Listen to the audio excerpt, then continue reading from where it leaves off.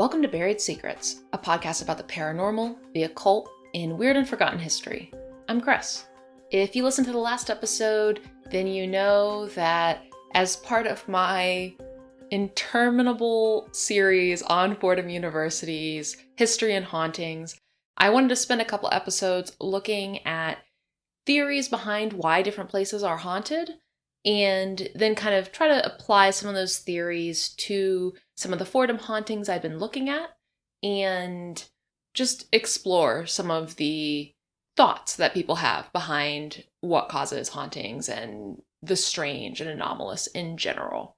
So in case you're just hopping in here, Fordham University is a Jesuit school in the Bronx. It's a college, and there's also a boys' prep school attached to it. And it has a really strangely large number of hauntings and urban legends and just general weirdness attached to it. So last time I talked about urban legends in general, urban legends on college campuses, some of the things that to me make colleges a uniquely fertile ground for urban legends to grow up into. And I also compared hauntings at different colleges in this area to kind of look at, okay, does every college maybe have a ton of hauntings and urban legends, etc.? So that's what I talked about last time. This time, I want to talk about ley lines, window areas, and liminal spaces. So looking a bit more at the geography and physical location of a place versus last time when I was really thinking about the people who live in a place and the stories they tell. So let's get into it. So first, I want to talk about ley lines. You may have heard of ley lines before. They show up in a lot of pop culture, fantasy, and paranormal stories. But I wanted to do a little bit of digging into the history behind ley lines and look at, quote, real ley lines. And I guess you can kind of already tell some of my opinion of ley lines by the way I just said that.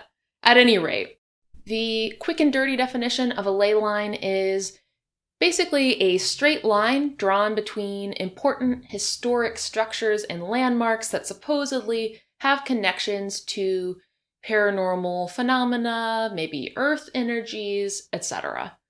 I'm not trying to be a jerk here, but while I find the concept of ley lines really fascinating, I find them also very suspect.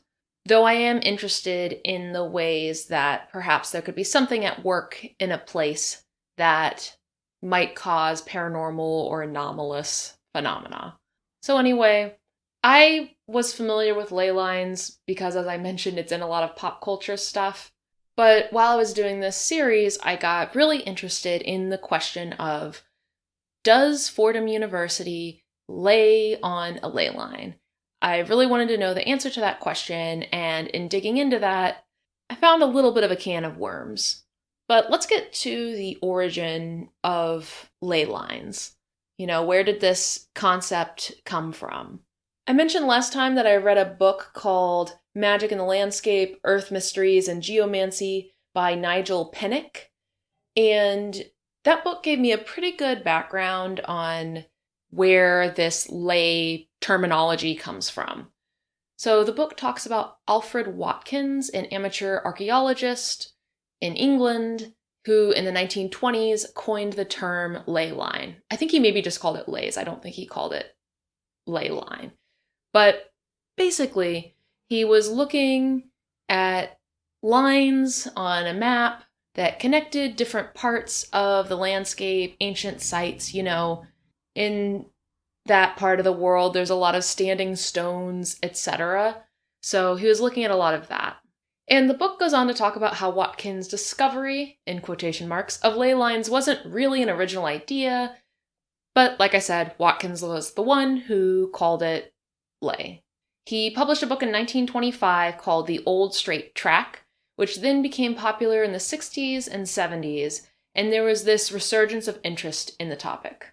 And side note, I have not read The Old Straight Track, though I'm hoping I'll get around to it eventually. It seems like a somewhat interesting book, but I believe it is in the public domain, and I will include a link to the archive.org page that looks like it has the full text. So if you're curious, check out the show notes at buriedsecretspodcast.com for that. So anyway, ley lines are a huge topic that seem pretty easily debunked. And it seems like the big debunking argument is that, you can draw lines to connect important sites really easily, but that doesn't mean that there's actually a pattern.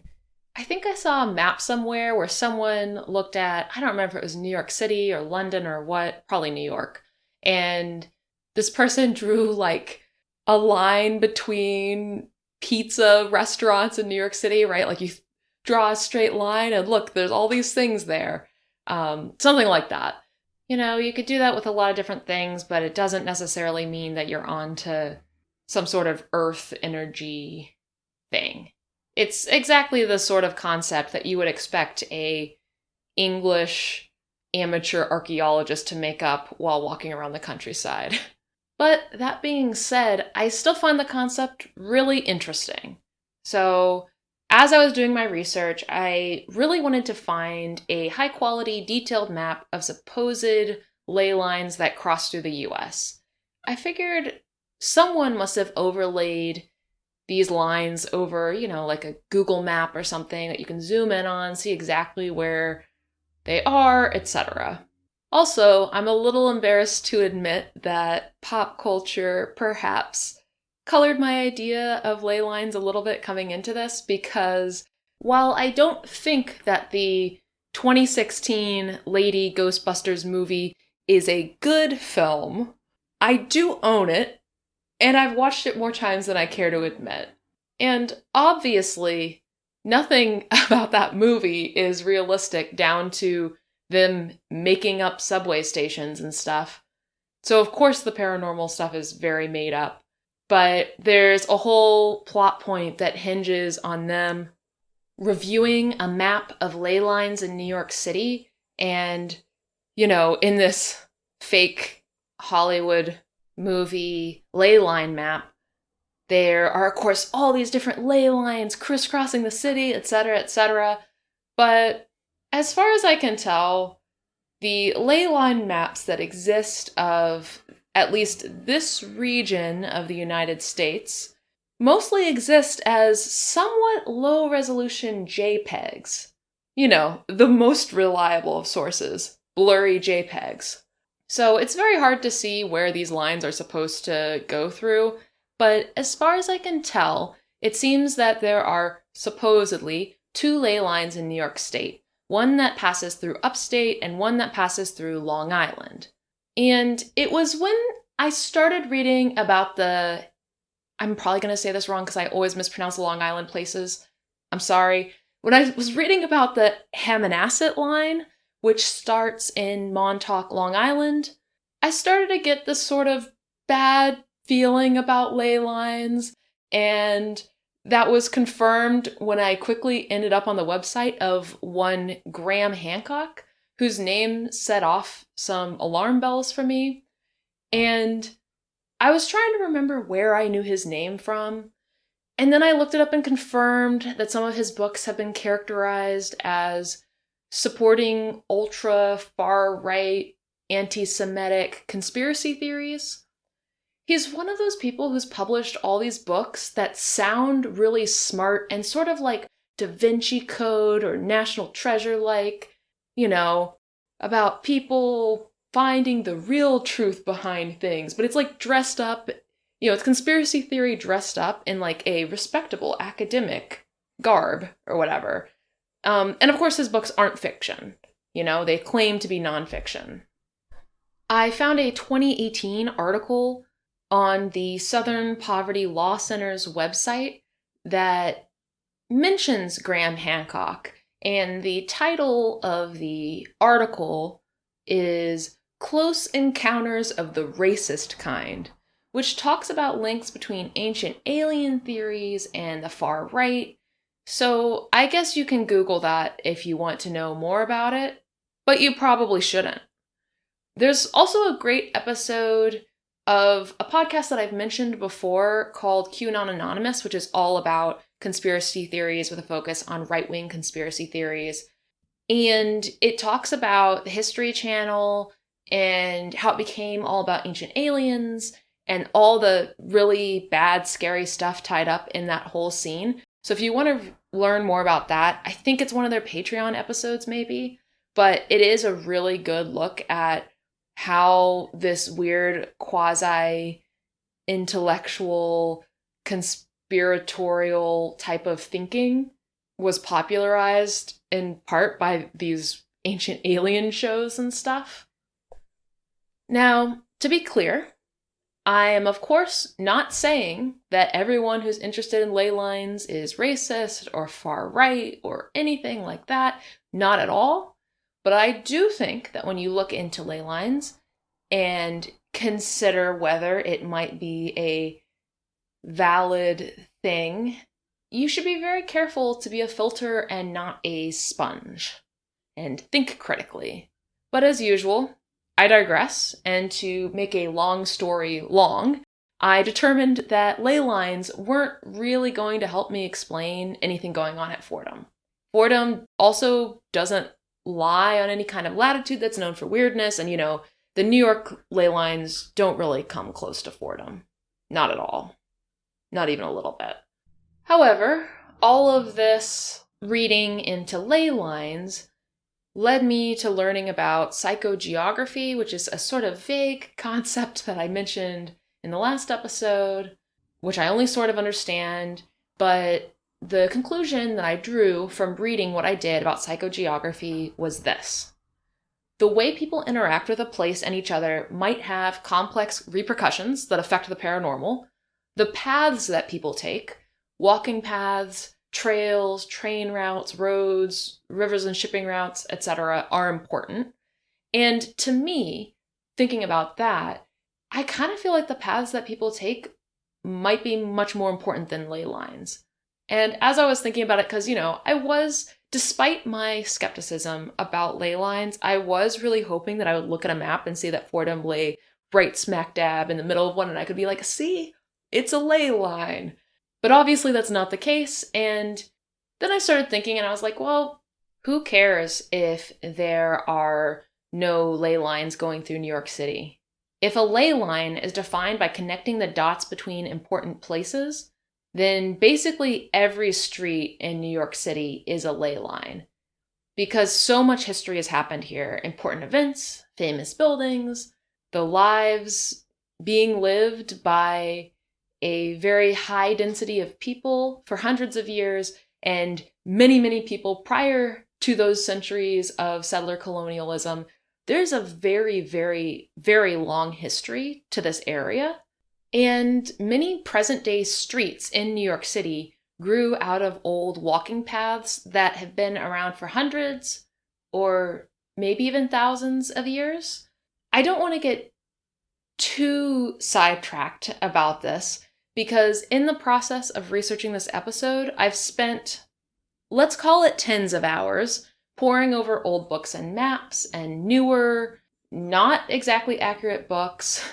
That's not to say that the old books were accurate either, of course, trying to identify important pre-contact paths and villages, and I've been plotting them on a map, and I could go on about this subject for a very long time, while also giving very little real information. Like, I mostly would just be saying how all the sources are contradictory, but some of them might have some truth to them. So I'm going to try to keep this brief. But for example, to name one of the many sources I've delved into in researching this, in 1946, a man named James A. Kelly created a map of Brooklyn called Indian Villages, Paths, Ponds, and Places in Kings County, and the map shows that some of the trails became major roads, including Fulton Street, Flatbush Avenue, and some of Atlantic Avenue. I'll try to remember to include a link to at least one of the other old sources about this. There's like an old book that's in the public domain, the title of which is escaping me, but that talks a lot about the different paths that used to be here and that were turned into roads that we all know today. But the reason why this is relevant in the context of ley lines and thinking about significant places or places where strange things might happen, in the United States, it seems that ley lines are often plotted or drawn based on landmarks left by the indigenous people of the past, like mounds and sacred sites. But to me, I have a question, which is, what about trails? By ley line logic, it seems just as legitimate to point out ley lines based on the trails that were used by indigenous people, rather than just like, I assume that people are just using mounds and stuff that still exists today. Like, I don't even know if they were looking at historic mounds, etc. So then, in thinking about that, I had the question of, okay, what trails went through the land that is now Fordham? And like I said, I don't feel that I have super conclusive information in general as I've been trying to plot out the different villages and trails and stuff and where they were, just because so many of the sources are contradictory and or have really inaccurate bits. But in looking for all of this, just as an example, I've mentioned before that the New York Botanical Gardens is right next to Fordham's campus, and part of the gardens used to be Fordham's campus before it was, turned into the gardens.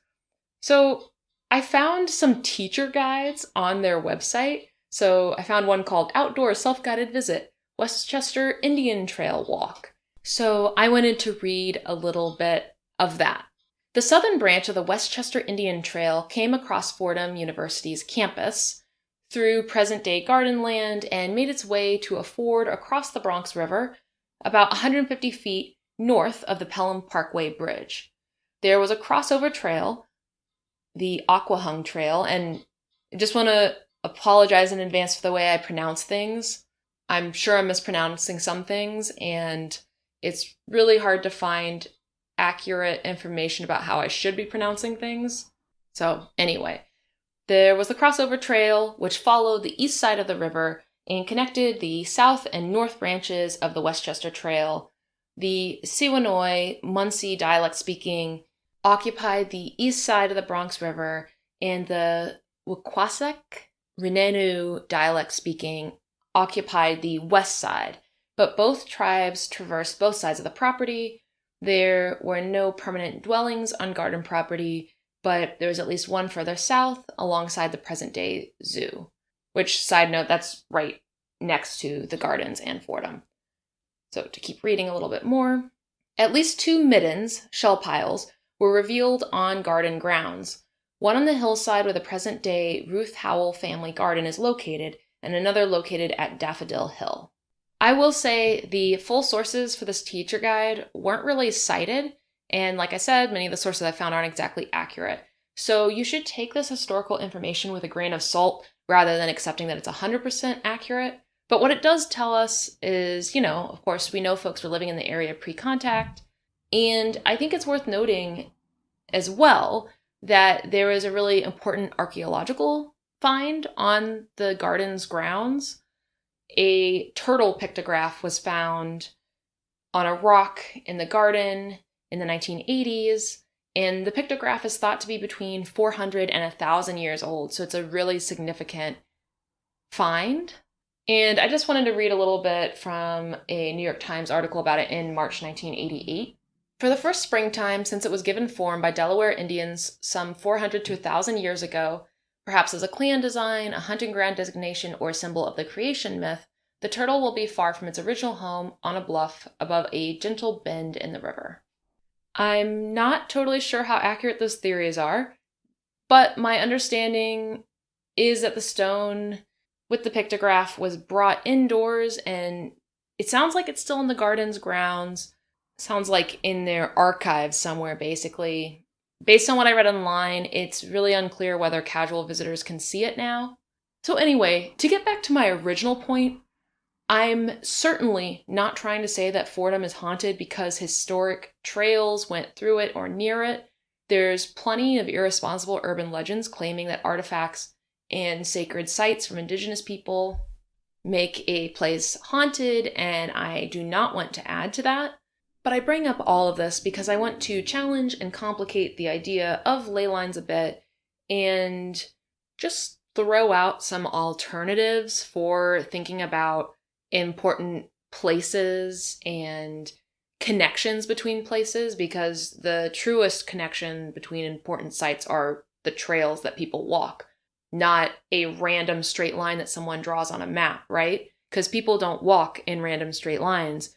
We walk in ways, especially a long time ago, people would walk in the way that made the most sense to walk on foot, right? So you'd have to walk around different landmarks that you can't get across or can't, that you have to navigate around. So basically, I think it's a little silly to think that a straight line on a map might have more significance when thinking about the paranormal, etc., than the actual paths that people walked again and again, year after year, naturally, because that was what the land dictated, right? Like if you're thinking about what about a place is strange or unusual or whatever, zooming way out and looking at a bird's eye view, I don't think is the right way to go. And also, I do want to underscore that the area has a long pre-colonial history that may or may not have had an effect on the paranormal in the area now. As I've discovered, so much of that history has been lost and or obscured by incorrect information that I just don't feel able to hypothesize anything on that front. The way I would say like, oh, this building used to be here, so maybe, there's a paranormal phenomenon relating to, what this land was used for when this building was here, etc. I just haven't been able to gather enough information about exactly what was where to say anything like that. All right, so that's ley lines. Next, I want to talk about window areas, which I think are, sort of tangentially related. There's a theory that hauntings could be connected to a location being a so-called window area. The concept was created by the legendary journalist, investigator, ufologist John Keel of the Mothman Prophecies fame. He suggested that Point Pleasant, West Virginia might be a window area, and that's where all the Mothman stuff happened. And this window area is basically like an area where a bunch of strange phenomena are concentrated. I was flipping through one of his books that I haven't read all of, but I was reading a bit of this book, Operation Trojan Horse by John Keel, where he talks about his idea of window areas. And this is in the context of UFO sightings. But like I mentioned last time, I think that all paranormal phenomena are potentially related, and there's plenty to learn from reading across disciplines. So I wanted to read this little bit to see what we can glean from this. At first, I termed these sectors of greater activity base areas, but this was misunderstood by many UFO enthusiasts, and soon after my first article on UFO base areas appeared, teenagers everywhere were out scouring the countryside looking for underground UFO hangars. So I adopted the term windows as a good substitute. Every state in the United States has from 2 to 10 windows. These are areas where UFOs appear repeatedly year after year. The objects will appear in these places and pursue courses throughout the 200-mile limitation. These window areas seem to form larger circles of activities. The Great Circle from Canada in the northwest through the central states and back to northeast Canada is a major window. Hundreds of smaller windows lie inside that circle. Another major window is centered on the Gulf of Mexico and encompasses much of Mexico, Texas, and the Southwest. Many windows center directly over areas of magnetic deviation, such as Kearney, Nebraska, Wanaque, New Jersey, Ravenna, Ohio. In the 1950s, teams from the National Geological Survey Office quietly flew specially equipped planes over most of the United States and mapped out all of the magnetic faults in the country. You can obtain a magnetic map of your locale from the Office of the Geological Survey, blah, blah, blah. If you've been collecting UFO reports in your home state, you will probably find that many of those reports are concentrated in areas where magnetic faults or deviations exist. So, to my knowledge, New York City isn't a window area, though I wasn't really able to find a good complete list. Maybe one exists and I just didn't find it. John Keel wrote an awful lot of stuff and I've read a very small fraction of it. But I thought this thing about magnetic maps was very interesting. So I spent some time trying to find some magnetic maps of New York City. I searched the USGS website to try to find detailed maps, but weirdly, a lot of the maps cut off right before reaching the city, around the North Bronx. I'll include links to the maps that I did find in the show notes, but it's just super weird. There must be a map of New York City that exists of this, but I just couldn't find it on their website. But here's what I did find. I found an aeromagnetic map of the northeastern United States. You can see New York City, but it was impossible for me to tell what I was looking at. There was just too much detail and I couldn't zoom in close enough. I did find an aeromagnetic map of parts of Yonkers and Mount Vernon and Bergen County, New Jersey, and the Bronx, and Rockland County and Westchester County. However, the map cuts off right before it gets to Fordham in the Bronx. I found an aeromagnetic map of northern New Jersey and adjacent parts of New York and Pennsylvania, but the same thing, it cuts off in the North Bronx. I did find something interesting. It was a report called Extreme Value Geoelectric Amplitude and Polarization Across the Northeast United States, which mentions that there is a pretty big power grid vulnerability to electromagnetic storms, which was interesting to me.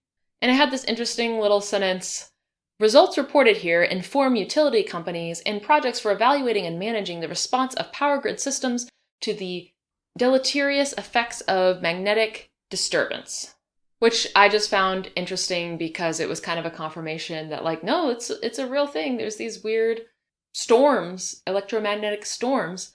And then related to that, I did find a really interesting article called Intensity and Impact of the New York Railroad Superstorm of May 1921, which the USGS wrote, which might be relevant when thinking about the paranormal in this area, maybe. So to read from that, here's a summary of what the report was about. Historical records of ground-level geomagnetic disturbance are analyzed for the magnetic superstorm of May 1921. This storm was almost certainly driven by a series of interplanetary coronal mass ejections of plasma from an active region in the Sun. The May 1921 storm was one of the most intense ever recorded by ground-level magnometers. I can't say that word, I'm sorry. It exhibited violent levels of geomagnetic disturbance, caused widespread interference to telephone and telegraph systems in New York City and state, and brought spectacular aurorae to the nighttime sky. Results inform modern projects for assessing and mitigating the effects of magnetic storms that might occur in the future. So that's a magnetic thing that happened here. It might have less relevance to the Fordham hauntings than I would like, but I was just excited to find anything related to New York City. And it is interesting. If you want to know more about this, just Google it. There's a lot of interesting stuff about this superstorm. But it definitely seems like if something like that happened again today, things would be much more disastrous than they were back then, since we're so much more dependent on technology, etc. So it was interesting to me that it seems that New York City is uniquely vulnerable to this sort of magnetic storm, though, of course, that's only tangentially related to strange things that might happen in New York. However, the article did have this bit that maybe isn't so relevant to the story here, not that that's ever stopped me before, but I found it so interesting that I wanted to share because so many people who are in the paranormal right now are interested in the Appalachian Mountains. So I wanted to read this bit. The high geoelectric hazards shown in Figure 4 are part of a band running from the southwest to the northeast that more or less corresponds to igneous and metamorphic rock of the highly eroded Appalachian Mountains and the New England Highlands. Such rock types tend to be relatively electrically resistive, corresponding to high impedance. I don't know what that word means. Or if I said that right. And thus, for a given level of geomagnetic disturbance, geoelectric hazards will tend to be high.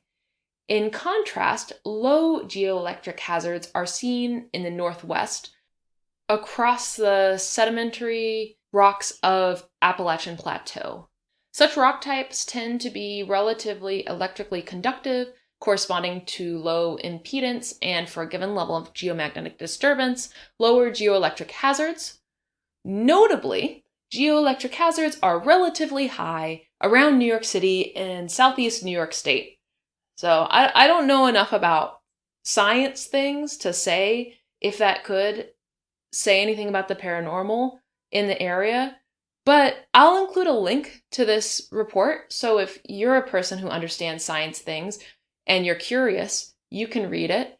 I'm partially interested in this just because, there's plenty of stuff in the paranormal about stones and rocks, stuff like stone tape theory, etc. And it just felt interesting to me that there's an aspect of some rocks that have effects on geoelectric hazards and what seems to be the risks of major impact in a weird magnetic storm, whatever. And it's interesting to me that New York City is in that sort of risk area. And in case you're thinking about the future and feeling anxious, I'm not here to comfort you. Apparently, the most intense magnetic storm since the 1950s happened in March 1989, and it caused a electricity blackout in Quebec. And to read a bit from the article, this impact on electricity power grids is essentially the modern version of the disturbance summarized here for landline telegraph and telephone systems in May 1921. Indeed, should a storm as intense as that of May 1921 occur today, its impact on electricity networks might exceed that realized in March 1989. So that's interesting. In case you needed another thing to worry about while you fall asleep, here you go. So, in conclusion, for this section of the episode, do I think that Fordham could be haunted because it's a window area? It is a place where a ton of stuff has occurred, so I guess it's possible, but I could not find anything to support it.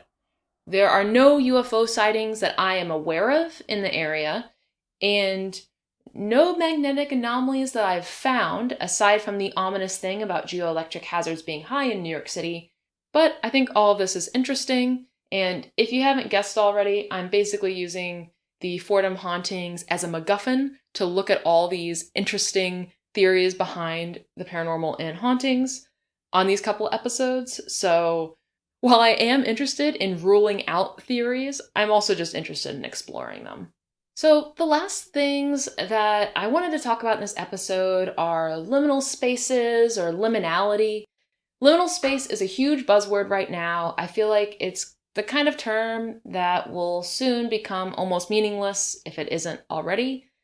If you're someone who's pretty online, liminal space may immediately make you think of the liminal space aesthetic, which features things like images of dead malls, empty school hallways, fluorescent lit office corridors, playgrounds at night, that sort of thing.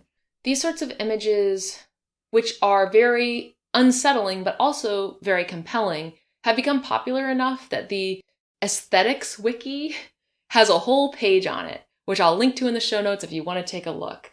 If I had to describe the liminal space aesthetic, I'd describe it as nostalgic images that make you feel like you're the only one left after the rapture, maybe, like you're wandering through places alone that should be full of life and people, but which are instead unsettlingly empty of people, but which make you feel exposed and almost like you're being watched. So while the concept of liminal space, from an aesthetic standpoint, may or may not have anything tied to the paranormal, I do think that the feeling of being unsettled brings us into the paranormal concept of liminal spaces.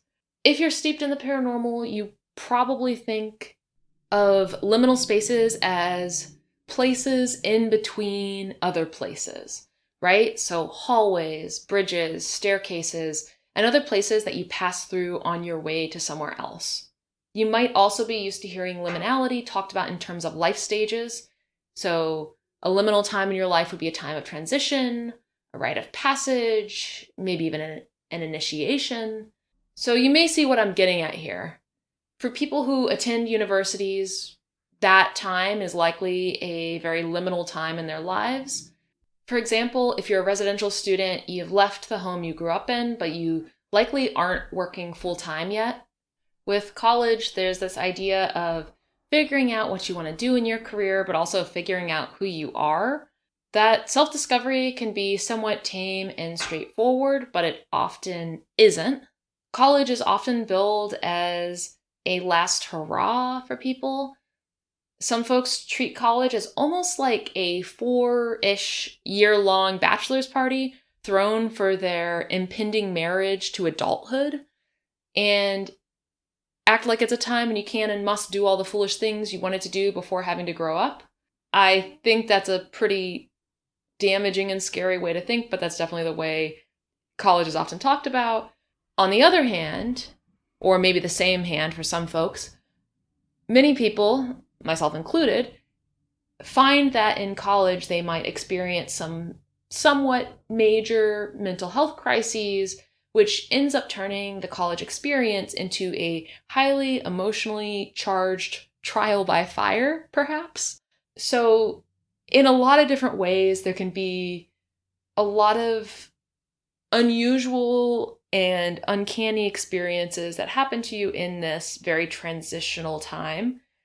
And, no matter how dramatic or undramatic a person's college experience may be, I think it's safe to consider that for folks who do choose to go to a university, it is a rite of passage for them and a liminal time. And the idea in paranormal circles is that the paranormal appears more often during liminal times and in liminal places. It's a sort of twilight zone where the uncanny can pop in. So in addition to college as a rite of passage, another thing to consider is that as a liminal space, a residential university would have students moving in and out with great rapidity. And I think that has its own impact on the paranormal. In one of the episodes I did back in 2020, I think, on the Luxor Hotel in Las Vegas, I talked about how the intersection in Vegas where Excalibur and Luxor sit at, which is where Tropicana and Las Vegas Boulevard meet, has the most hotel rooms out of any intersection in the world. And in the episode, I talked about how that's, a lot of lives and souls moving through there. And in a place like Vegas, where people travel to party and often lose huge sums of money, it seems like there could be a lot of awful psychic upset and human pain there. And I argued that has its own effect on a place. And I think something really similar could be at work when looking at college campuses. The emphasis on partying and making unwise decisions and having that be like the activity. The activity is to cause yourself pain, right? And you may not tell yourself that's what you're trying to do, but often that's what ends up happening. Or, if you're having mental health issues, etc. I feel like there's a big parallel between that. And of course, in the last episode, I talked about urban legends and how the residential population of a college campus is, I think, the perfect breeding ground for urban legends. But what if it's also a perfect breeding ground for real paranormal phenomena as well? Because, much like my Vegas example, we have a bunch of young people who are not transient exactly, but on short-term, less than a year-long leases to live in dorms shared with a bunch of other people. And, somewhere like Fordham, which had a whole lot of triples and quad rooms, it really was a lot of people crammed in to a pretty small amount of space. A lot of emotionally volatile young people crammed together in a small space. And that's where I'm going to pick up next time, because I do want to talk about strong emotions and the idea of emotions or a person who is perhaps distressed or in a liminal time as a focus point for a poltergeist, which is something I touched on a little bit early on in the series, but I do want to loop around back to. Next time, I also want to talk a little bit about intelligent hauntings versus residual hauntings. I want to talk about, briefly, tulpas, egregores, exorcisms, and then also the idea that, a place is haunted because something bad happened there. And I'll wrap it up with my own theory, like if I had to give one theory, and it could only be one, about why Fordham is haunted, then that's the theory I would give. I'll wrap up the next episode with that theory. So in the meantime, you can check out the show notes for this episode at buriedsecretspodcast.com. It will also include my very rough script for this episode, along with links to sources, etc. You can email me at buriedsecretspodcast@gmail.com. You can follow me on Instagram at buriedsecretspodcast. If you liked this episode, please tell your friends about it. Please rate and review on whatever podcatcher you use. That will help people find the podcast. And thanks so much for listening.